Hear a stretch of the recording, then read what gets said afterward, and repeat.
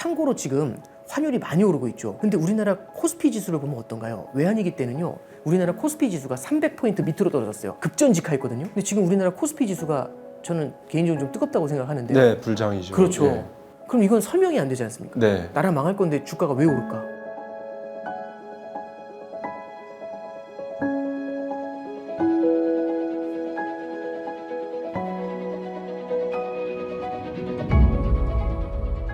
안녕하세요. 하와이 대저택입니다. 여러분, 요즘 시장을 바라보면 이런 말이 나옵니다. 주식, 부동산, 이제는 감도 안 온다. 달러는 흔들리고 금리는 갈림길에 서 있고요.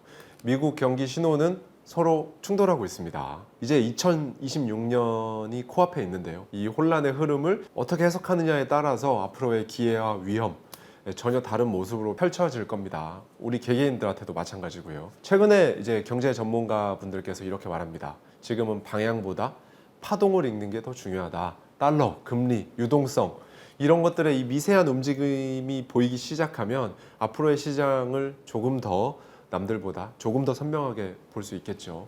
그래서 오늘 이 복잡한 흐름을 가장 차분하고 깊이 있게 풀어주실 우리나라 거시경제 1타 강사님을 다시 한번 모셨습니다. 환율의 대전환의 저자이시자 신한 프리미어 패스파인더 오건영 단장님 모셨습니다. 단장님 어서 오세요. 네, 안녕하세요. 네, 반갑습니다. 반갑습니다. 안녕하세요. 오건영 단장입니다. 먼저 하와이 대저택 구독자분들께 먼저 인사 말씀 전해드리고요. 제가 지금 이제 신한은행에서 근무를 하고 있습니다. 프리미어 패스파인더라고 해가지고 우수 고객분들 상담해드리는 이제 그런 역할을 좀 같이 수행을 하고 있습니다. 자산관리 관련된 부분들이나 이런 쪽에서는 하와이 대저택에서도 제가 도움드릴 수 있는 조언들 드려보도록 노력하겠습니다. 감사합니다. 네.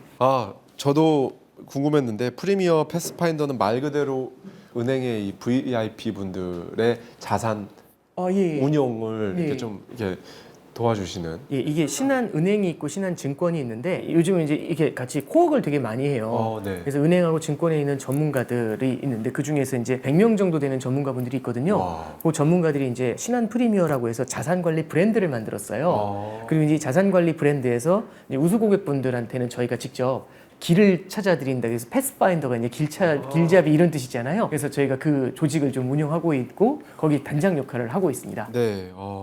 말씀 듣다 보니까 궁금한 게 이제 정말 고액 자산가들 분들 많이 이제 고객으로 만나실 예, 텐데 만날 기회가 있죠. 예. 요즘은 그분들 같은 경우에는 어디에 좀 관심을 두고 계시던가요? 자산이 있으신 분들은 몰빵 투자보다는 필연적으로 다양한 자산에 관심들을 많이 갖고 계세요. 네. 그리고 제가 느끼기에는 10년 전에 비해서 지금은 그 관심의 저변이 더 넓어진 것 같아요. 예를 들어서 한 5년 전, 4, 5년 전에는 가상자산에 대해서는 조금 이렇게 멀리 하셨는데 요즘은 가상자산에도 관심 가지시는 분들도 있고 최근에 뉴스 나온 것들 이런 것도 되게 민감하게 보세요. 그래서 우리가 이제 그런 생각을 하잖아요. 돈이 많으시면은 별로 이렇게 크게 관심 없을 것이다. 그게 아니라 자산 시장에 대한 스터디를 굉장히 많이 하세요. 그리고 이분들 특징이 저희 같은 사람들이 가서 이제 조언을 드리잖아요. 굉장히 꼼꼼하게 들으세요. 또 하나는 이 들으실 때 되게 경청을 하시거든요. 네네. 대표님께서 말씀드리고 있는데 막 별로 관심 없는 듯한 표정을 지으면 사람이 말하기가 서로 싫어지잖아요. 그렇죠. 근데 이제 막 앞으로 막 경청을 하고 관심을 갖고 이러면 사람이 그런 것 같아요. 힘이 들더라도 신이 나서 더 말을 많이 하는 것 같아요. 그러니까 이제 이분들이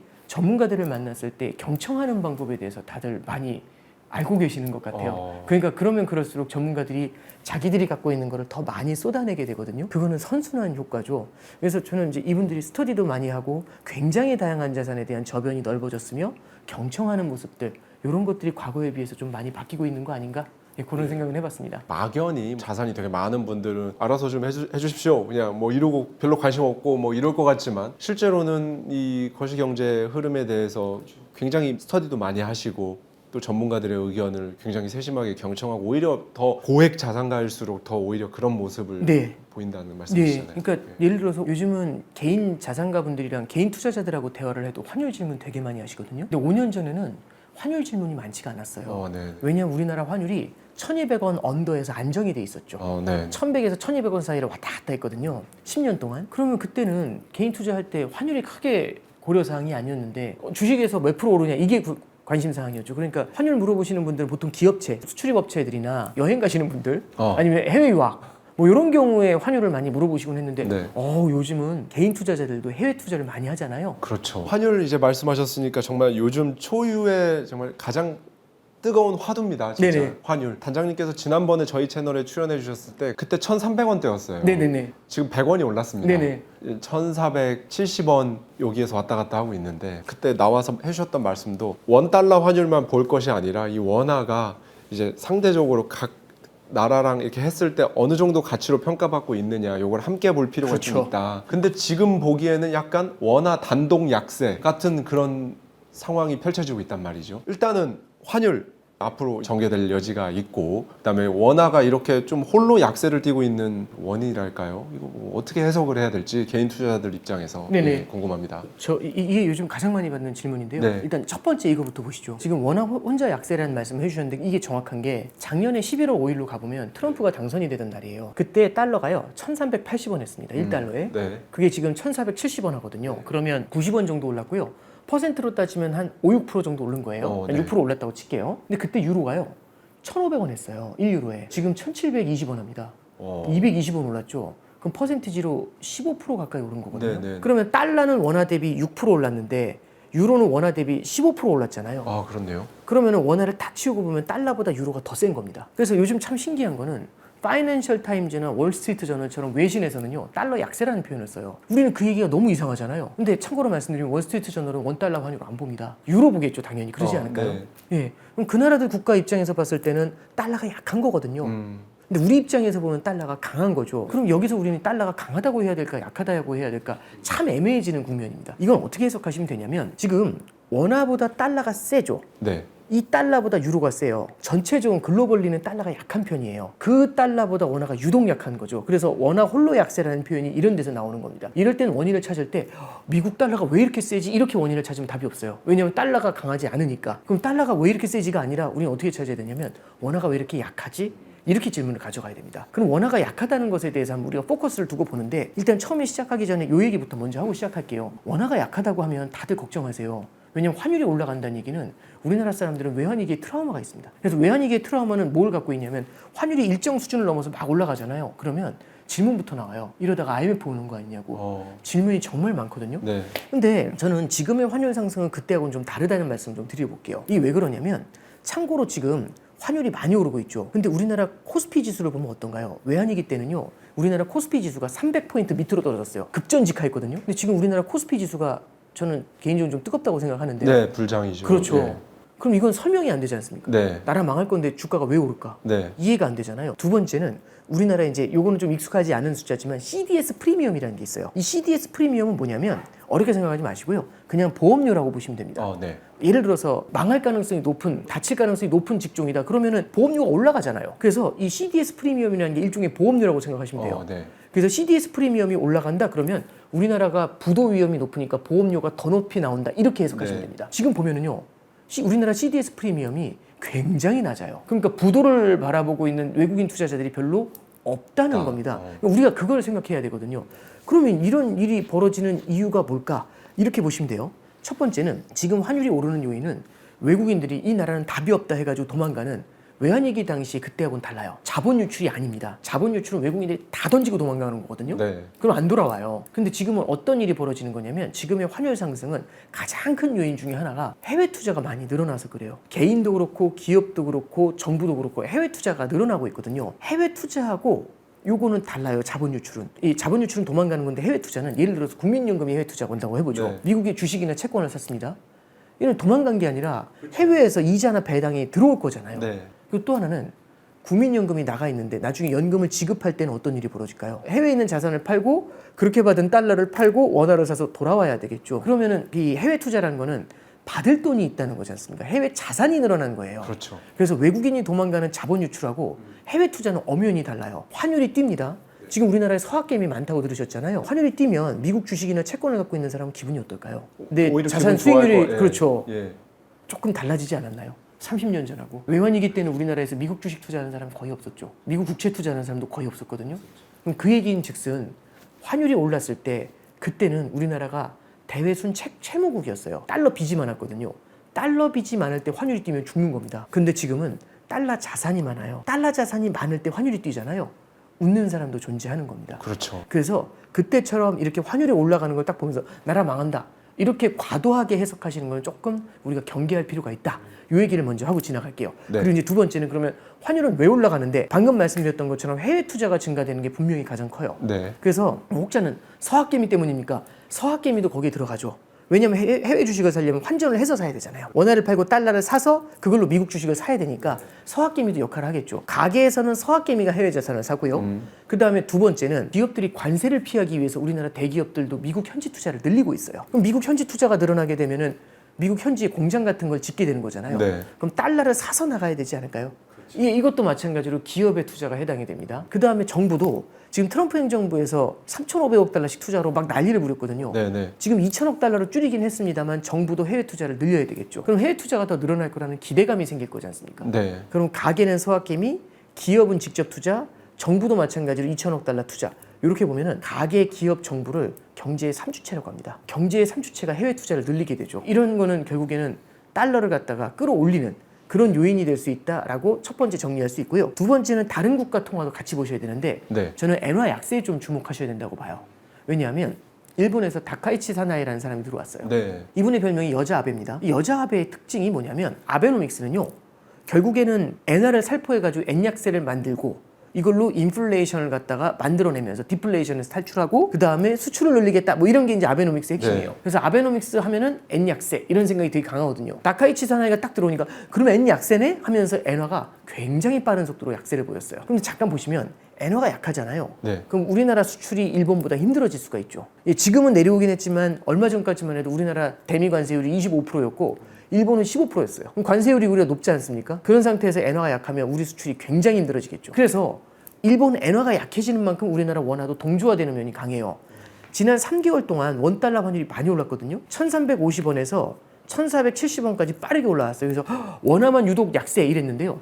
그때하고 지금하고 비교해보면 3개월 전하고 지금하고 엔화 환율을 보죠. 원엔 환율을 보시면 940원으로 머물러 있어요. 그럼 이건 뭐냐? 원화가 약한데 왜 엔화 환율은 바뀌질 않지? 원화가 약한 만큼 엔화도 약한 거예요. 그래서 이걸 우리는 어려운 말로 뭐라고 하냐면 원엔 동조화라고 합니다. 네. 그래서 엔 약세에 대한 기대가 원 약세를 자극한 면도 분명히 있다. 그래서 이렇게 두 가지 정도로 우리가 이유를 한번 찾아볼 수 있을 것 같습니다. 보통은 이제 뭐 최근에 이창용 한국은행 총재가 서학개미 발언을 하면서 뭐 논란이 되기도 많은 이슈가 되기도 했었죠. 네네. 근데 가계 그리고 이제 기업들 그다음에 정부까지 세 가지 요소를 딱 찝어주셨고 그다음에 진짜 우리 일반인들 입장에서 생각하기 힘든 원엔 동조화까지도 그 원인으로 말씀을 해주셨습니다. 네네. 단장님, 트럼프는 달러의 약세를 되게 계속 바라고 있잖아요, 사실. 네네. 금리는 이제 오늘 촬영일 기준으로 오늘에서 내일로 넘어가는 새벽 우리나라 시간 한 4시쯤에 금리 인하 여부가 결정이 날 텐데요. 네네. 뭐 시장에서는 월가에서는 한 90% 이상 확률로 네네. 금리 인하를 할 것으로 보이고 그러면 이제 미국 금리가 이제 3.5에서 3.75 네, 구간으로 그렇게 되겠죠. 내려오는 거고요. 여러 가지 중요한 분기점에 있습니다. 그럼 이제 현재 지금 시장에서 단장님께서 가장 중요하게 보시는 달러와 금리의 핵심 변수가 무엇이라고 한번 보시나요? 저는 일단 첫 번째는요. 트럼프 행정부의 정책에서 한번 우리가 이슈를 한번 찾아봐야 될 것 같아요. 네. 예를 들어보죠. 지금 트럼프 관세가 이슈가 되는 게 뭐냐면 이제 우리가 관세가 어느 정도 정리가 됐다 이런 생각을 했지만 지금 대법원에서 트럼프 행정부의 상호 관세가 위헌일 수 있다는 얘기가 나와요. 그럼 그게 어떻게 될지는 저도 모르겠습니다만 만약 위헌이라면 어떻게 될까 한번 생각해 보는 거죠. 그럼 직관적으로 봐도 이게 달러에 영향을 줄 것 같지 않으세요? 환율에? 만약 위헌이 되면 상호 관세를 납부했었던 기업이나 국가들이 상호 관세 환급을 요청하게 되겠죠. 그러면은 이 달러를 갖다가 모아놨던 관세로 걷어들였던 달러를 뱉어내야 되는 거예요. 그럼 여기서 이제 우리가 생각할 수 있는 건 이게 트럼프는요 관세 정책을 감세 정책하고 같이 쓰고 있습니다. 감세로 성장을 부양하면서 문제는 재정 적자를 늘려요. 관세는 성장을 흔들어 놓을 수 있지만 세수를 늘려주거든요. 네. 그럼 이 둘을 딱 합치면 감세가 관세의 성장 둔화를 메이크업을 해주죠. 왜냐하면 감세는 성장을 끌어올리고 관세는 성장을 끌어내리니까 두 개가 딱 붙으면 완충이 되겠죠. 네. 그리고 또 하나는 감세는 재정 적자를 늘리지만 관세는 재정을 끌어당기게 되잖아요. 그럼 이것도 완충을 시키겠죠. 그래서 이 둘이 따로 존재하는 게 아니라 둘이 서로 톱니바퀴처럼 맞물려 있는 거예요. 그런데 이 상황에서 이제 어떤 일이 벌어지는 거냐면 이렇게 맞물려 있는 상황에서 지금 만약 관세가 위헌이라면 관세에서 벌어들이는 재정 달러가 수익이 없어지는 거잖아요. 세수가. 그러면 감세해서 이미 재정 적자를 내고 있는데 나는 돈을 막 쓰고 있는데 들어올 거라던 돈이 안 들어오는 거예요. 네. 오히려 개원내고 있는 거예요. 그러면은 미국의 재정 적자 불안이 커질 수가 있겠죠. 이렇게 되면은 일시적으로는 미국의 달러도 조금 타격을 받을 수도 있겠죠. 그래서 우리가 대부분에서 관세 판결이 어떻게 나느냐 이런 것들도 사실은 단기적인 환율에는 영향을 줄 수가 있어요. 그래서 이런 것들 좀 이제 트럼프 행정부의 정책을 봐야 된다. 이 말씀을 좀 드렸죠. 그래서 이제 트럼프 행정부가 어떤 식으로 정책을 가져가느냐, 요거는 첫 번째로 환율에 굉장히 중요한 이슈고 내년에도 그럴 것 같아요. 참고로 올해도요, 1년 내내 트럼프 얘기였습니다. 뭐냐면 1월 달에는 트럼프가 미국 예외주의라는 말이 나올 정도로 트럼프가 딱 들어오면서 전 세계 다 힘들고 미국만 좋아 이러니까 전 세계 돈이 달러로 몰리면서 달러 초강세였잖아요. 그래서 다들 그러셨어요. 트럼프는 달러 강세라고. 네. 근데 올해 6월에는요. 달러가 1347원까지 내려왔거든요. 어마어마하게 빠졌어요. 150원이 빠졌어요. 네, 고점 네. 대비. 그때 다들 이제 무슨 얘기했냐면 트럼프는 달러 약세를 좋아합니다. 네. 마로라고 합의라고 해가지고 플라자 합의 2.0 나오면 환율은 1300 밑으로 떨어집니다. 이런 얘기가 되게 많았어요. 근데 지금 보면은 다시 1470원이잖아요.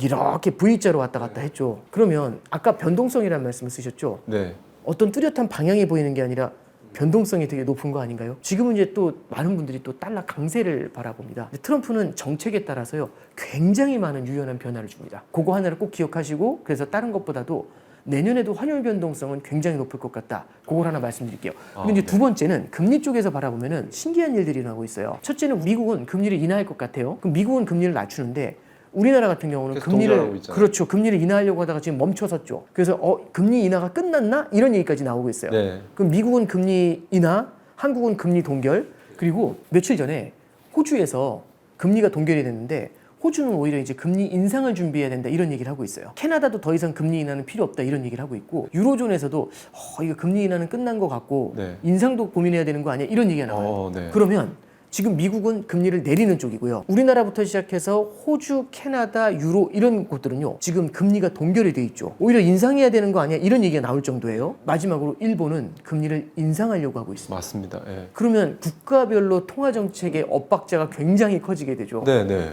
그러면 어떻게 될까요? 금리가 서로 얽히고 설키지 않을까요? 그래서 이 얽히고 설키는 이 금리의 과정이 내년 1년 내내 우리가 보실 거고요. 그 과정에서 아마 환율도 요동을 치게 되겠죠. 그래서 이럴 때는요. 환율이나 금리나 단기 예측은 되게 조심하셔야 됩니다. 워낙에 변수가 여러 개가 얽혀 있거든요. 그런 것들을 우리가 명심을 하면서 바라봐야 되지 않겠나 싶습니다.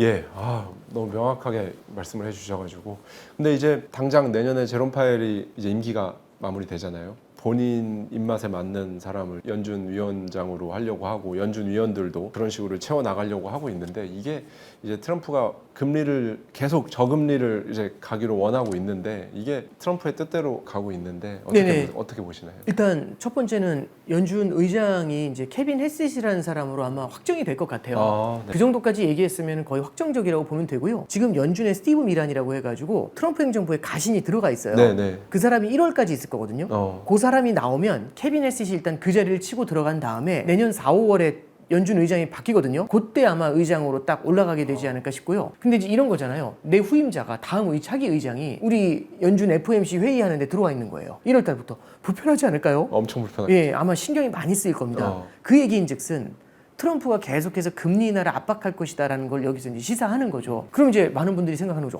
그럼 금리 많이 내리겠네? 근데 이게 쉽지가 않아요. 왜냐하면 금리를 갖다 내리고 싶어도 만약 물가가 높잖아요. 물가가 높은 데서 금리 인하하죠. 그러면은 물가가 굉장히 높아질 수가 있어요. 제대로 높아질 수 있어요. 참고로 우리가 이제 꼭 기억하셔야 될 게 뭐냐면은 트럼프 행정부도 내년 11월엔 중간 선거를 준비하고 있거든요. 지금 미국에서 이슈가 되고 있는 게 뉴욕 시장 선거에서 조란 맘단이라는 사람이 당선이 됐어요. 이 사람이 얘기하는 핵심이 뭐냐면 어포더빌리티라고 해가지고 내가 구매력이 있어야 되는데 지금 임금은 안 오르는데 유색인종의 실업률이 높아져서 임금은 안 오르는데 문제는 이게 집세부터 시작해서 물가가 너무 높은 거예요. 그럼 살 수가 없잖아요. 그래서 내 구매력이 너무 떨어져 있어요. 이게 어포더빌리티 핵심이거든요. 그래서 지금 사회적인 불평등, 저소득층의 좀 고통 이런 것들을 대변하면서 조란 맘다니가 대역전극으로 뉴욕 시장에 당선이 되거든요. 트럼프 입장에서는 그러면 이 어포더빌리티에 대해서 당연히 중간 선거를 앞두고 고민을 하게 되겠죠. 그러면 물가가 올라가는데 거기다 대고 물가를 막 끌어올릴 수 있는 금리 인하를 마구잡이로 할 수 있겠느냐? 트럼프 행정부 생각처럼은 쉽진 않을 것 같아요. 그래서 우리가 꼭 바라봐야 되는 게 트럼프 행정부도 결국에는 인플레이션이라는 거를 염두에 두고 움직일 수밖에 없다라는 라는 게 이제 첫 번째고요. 그럼 여기서 이런 반론이 가능할 거예요. 트럼프가 어떤 사람인데 그런 거 신경 쓰겠냐. 무조건 한다. 근데 올해 4월 달에 트럼프가 관세를 부과했거든요. 그때 다들 뭐라고 했냐면 트럼프가 굉장히 강하기 때문에 관세를 세게 부과하잖아요. 트럼프 정책의 핵심인데 트럼프가 그랬어요. 사전에서 제일 아름다운 단어가 관세라고 했거든요. 맞습니다. 여기 관세에서 트럼프가 어떻게 물러서겠느냐. 근데 90일 유예 걸어버리잖아요. 그리고 또 유예 걸고 하죠. 그래서 다들 뭐라고 했냐면 타코라는 말이 유행했어요. 트럼프랑 언제나 물러선다라고. 그게 타코의 핵심이거든요. 그럼 관세를 막무가내로 때리나요? 아니면 때렸다가 줄였다가 유연하게 움직이나요? 만약 인플레이션이 올라올 것 같으면 트럼프는 금리에서 또 다른 형태의 타코를 보일 수가 있어요. 그래서 트럼프는요 생각보다 유연하거든요. 하나 참고로 말씀드리면 딱 이제 한 달 된 것 같아요. 그 조란 맘다니 당선 이후에 트럼프 행정부에서 뭐 하냐면은 중남미 4개국에 대해서 몇 개 필수 품목들이 있거든요. 바나나, 코코아, 커피 네. 이런 것들 물가 끌어올리는 생필품 물가 네. 끌어올리는 수입품들이 있어요. 요거 관세 철폐했어요. 이런 것도 일종의 타코죠. 내년에 이제 우리가 좀 바라봐야 될 게 결국엔 트럼프는 무조건 금리를 마구잡이로 낮출 거야. 어마어마하게 낮출 거야.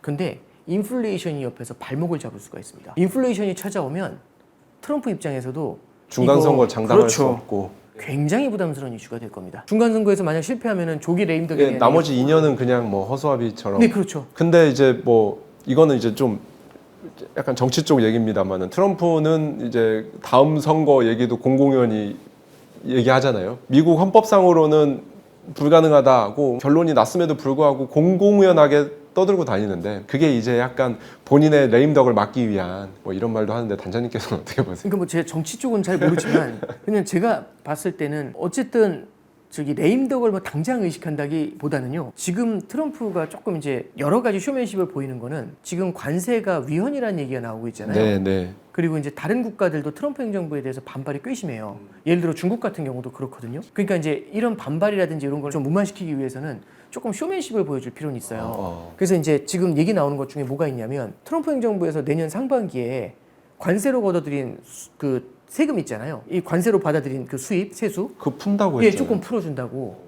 그래서 이제 저소득층한테 뭐 몇 달러씩 수표로 돌려주겠다 뭐 이런 얘기들까지 나오고 있거든요. 일종의 포퓰리즘일 수도 있겠지만은 트럼프 행정부에서 고민하는 거는 여러 가지가 있을 겁니다 아마. 미국 지금 서학개미 분들 엄청 많으시지만 미국에서 빅테크는 거품 논란도 있습니다만 AI 거품 논란도 있습니다만은 계속 가고 있습니다. 반면에 나머지 이제 러셀에 속한 산업이라든지 제조업 부분 이런 데서는 뭐 여전히 부진한 모습을 보여주고 있고 이건 불균형이 점점 더 커지고 있는 것 같거든요. 그렇습니다. 예, 네. 우리나라 경제에 어떤 방식으로 영향을 미칠 수 있다고 보시는지요? 이게 결국에는 양극화가 전 세계적으로 진행이 되고 있거든요. 그러니까 저는 좀 어떤 생각이 드냐면 그런 양극화가 에브리웨어에서 나타나요. 그러니까 예를 들어서 미국과 미국 이외의 국가들 네. 양극화가 벌어지고 있거든요.